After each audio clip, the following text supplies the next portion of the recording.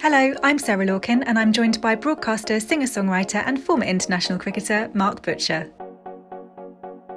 After a highly successful career in cricket, Mark now dedicates most of his time to his other passion in life, making music. Lockdown has obviously been the word on everyone's lips in recent times. It's been a very strange and a very uncertain time for all. Music has certainly played a huge part in helping me get through lockdown. How has music helped you during this time? You'd imagine sort of in lockdown, you'd just be writing constantly and recording things and all that kind of jazz. It hasn't quite worked out quite like that. But what I have been able to do whilst we've locked down is I've been able to get some musician and producer friends of mine to kind of accelerate getting some of the new songs out that I had. It's been one of the things to sort of take your mind off the fact that I've not done a day's work for over 2 months, and with no sign of one coming up either. You know, there's no live cricket. My gig as a broadcaster and commentator has sort of come to a complete standstill. So I think without the songs and without the ability to sort of use today's amazing technology, it would have been a nightmare not to have been able to do some musical stuff as well. Just out of interest, were any of your former teammates budding singers or musicians? Well, I mean, Freddie Flintoff is a born performer. Of course. Whether or not you count that as being a musician or a singer, I don't know. But yeah, guys, there's a lot of talented boys out there. Henry Alonga probably as the guy who springs to mind is a proper sort of tenor operatic singer. Does a lot of stuff in his native Zimbabwe. There are a lot of sports people. I guess it works both ways. A lot of musicians want to be sports people and vice versa, you know. So, touching on cricket briefly, thankfully fans have still been able to have their cricket fix during lockdown. I've been particularly thankful to be able to watch things such as the Test, the Edge, the Ashes 2005 greatest moments, which brought back some really great memories. Have you spoken to your former teammates at all? How are they coping not being able to be involved in cricket during this time? Yeah, well, I've spoken to Rob Key as the last fella I spoke to, and that's because he had suffered a stroke sort of 3 or 4 days ago. Yeah. So just checking up on his welfare. But he's fine. He's doing all right. And just it's just so weird, you know, that this time of year everything should be in full flight, shouldn't it? In the UK, the IPL would still be going on. Mentioned as where we met initially. Yeah. And just everything has come to a grinding halt. You know, I feel really sorry for the current players. It must be a really tough situation. I mean, it's pretty tough for us old retired ones as well. Do you miss playing cricket? I don't miss playing, no, but I miss the game for sure. Yeah.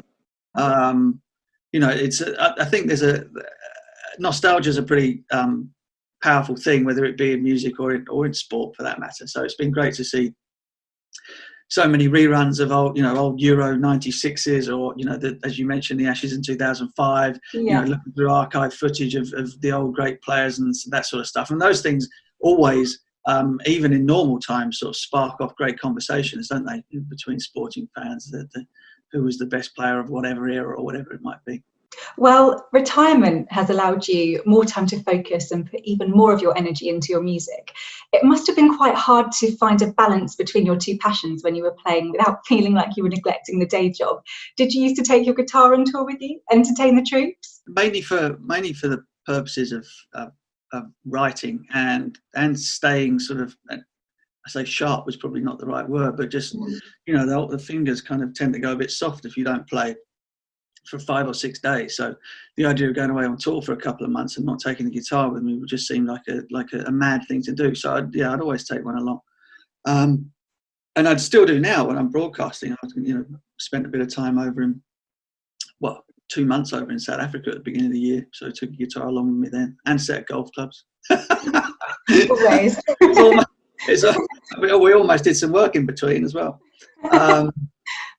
Yeah, so yeah, absolutely. It's just, I think the thing with, and you know this as being a singer yourself, that if you don't use it, if you don't use the voice, if you don't kind of keep in nick, you kind of, it wastes away a little bit, and it takes a while to get your sort of your strength back and the breathing and all those types of things. So you need to keep your hand in, even if you're not doing anything specific. And you've been working on some new material during lockdown. Could you tell everyone a little bit more about that and what people can expect? The idea was that we were going to have probably 10 tracks to put out another album after last year's Now Playing. Just because we had them and they were, the songs were good and they were kind of ready. But then, of course, with all this happening and sort of all the gigs that I had planned for April and May have all been cancelled, etc., etc. We thought, well, maybe don't jump the gun with sort of releasing another long set. So we put our energy into 5 or 6 songs. The first 2 of which, one is called Little Torrents, and the second is called Start Again. So we're going to put them out as digital singles. So they'll come out on June the 12th, download only. And the 2 songs are very different. One of them, the Little Torrents, was written, or the lyric for it was written as I was flying back from. I tend to do a lot of writing on aeroplanes. I was flying back from being away in the Caribbean on the Caribbean Premier League for a month and a half, and the sort of lyrics sort of came to me while we were getting ready to take off on that one. And it's kind of a rock and roll tune, I suppose. And Start Again, which is really interesting, because I'd written that a long time ago, probably maybe even before or around about the time I released my first album, which was Songs from the Sun House in 2010, so 10 years ago. And I had this lyric and I had this melody, and I had the song sort of, it was there, but I didn't really know what to do with it. And my thinking at the time was that I'd written it for a female singer, for a woman's voice. But kind of I sent it to a few people, and kind of they were lukewarm about it, and so it just stayed with me. And then one day my eldest daughter Alita, who's 20 now, so she would have only been she would have been 10 years old, I suppose, when I first had it, is an incredible singer, got an incredible voice, real sort of stage presence, the whole thing.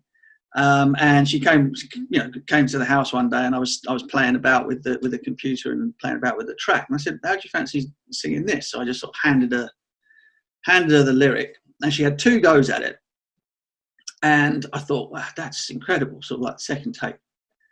And she went home. I didn't really think much more of it. And that night I sort of sat there and sort of was fiddling around with it, and I put her vocal and my vocal together, and then kind of turned it into a duet. So I sing the first verse, she sings the second one, and then we split the third one, and we sing the choruses in harmony. And I sort of placed them over one another on the in the grid, and was like, oh my God, this really, really works. And so that's Start Again. That's the sort of the story for that one. So as I said, June the 12th, they will both be out. Now, Mark, I have put together a few quickfire questions for you to answer. Are you up for this? Mm-hmm. Excellent. So if you could open a show for any artist, who would it be? I'd open the show for Jimi Hendrix, because nobody in their right mind would go on after him. Which musician do you think would make a good cricketer? Who do I think? Let's go with Mick Jagger. Do you sing in the shower? Yes. Any particular songs that you like to belt out? Not really. No, anything that when I was a kid, I used to sing the Billy Joel had an album out called The Stranger in the 70s, and my mum said I used to sing that in the bath all the time. So. What is the most useless talent that you have? Any party tricks? Well, I've just learned how to grow grass. Grow grass. Grow grass. Lockdown has taught me a new skill. I've been tending a very bare patch of ground in the garden, and I've got grass growing. So there you go. There's my useless and very very replaceable talent. Who inspired you to make music? Tons of people, but I think that I always sung. But the first person that sort of inspired me to pick up a guitar was Eric Clapton. Dream venue to perform? Madison Square Garden would be quite cool. Favourite gig you've attended as a fan? I saw the Black Crowes with a very, very good friend of mine, old friend of mine. He bought the tickets, in fact. So I owe him one. It was a hell of a gig. No, it was quite recent too. Yeah. Chris Robinson's voice was it was just great vibe, good atmosphere, good. What did you pick up first, a cricket bat or a musical instrument? Cricket bat. What is the best advice you've ever been given? Oh, it was a cricketing one, I think. It was play the ball, not the man. The Beach Boys or the Beatles? The Beatles. Oh, Mark, that was the wrong answer.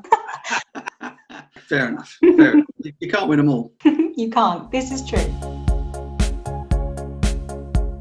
Your latest single, Hate to See You Cry, is available now and can be downloaded on Spotify, Apple Music, iTunes Store, Google Play and Deezer. But you have 2 brand new singles coming out in June, one of which I'm about to play you all right now. So let's take a look at the video for Start Again, featuring Mark's eldest daughter, Alita, on vocals.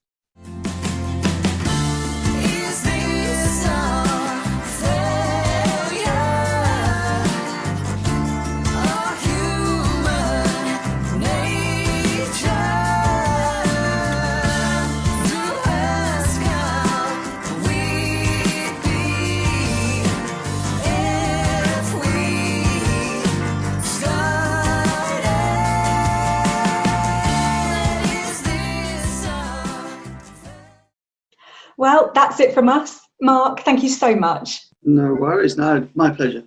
And thanks to all for tuning in. Until next time, goodbye for now.